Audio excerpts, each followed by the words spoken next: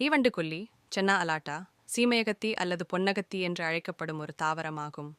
இது பெரும்பாலும் வெப்பமண்டல பகுதிகளில் வளரும். இதன் முக்கிய பயன்பாடுகள் கீழே கொடுக்கப்பட்டுள்ளன. மருத்துவப் பயன்கள். வண்டுகொல்லி ஒரு முக்கியமான மூலிகைச் செடியாகும். இதன் இலைகள் பொதுவாக படர்தாமரை போன்ற தோல் நோய்களை குணப்படுத்த பயன்படுத்தப்படுகின்றன. இதனால் இதை படர்தாமரை செடி என்றும் சிலர் அழைப்பார்கள்.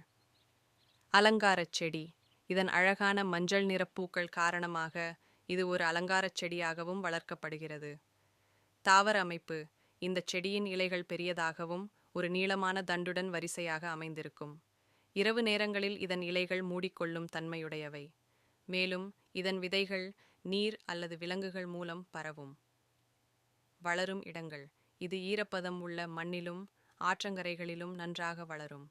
தென் தமிழ்நாட்டில் இது அதிகமாக காணப்படுகிறது. வண்டுகொல்லி என்பது ஒரு மூலிகைச் செடி என்பதால் சில மருத்துவ பயன்களுக்காக இது பயன்படுத்தப்படுகிறது.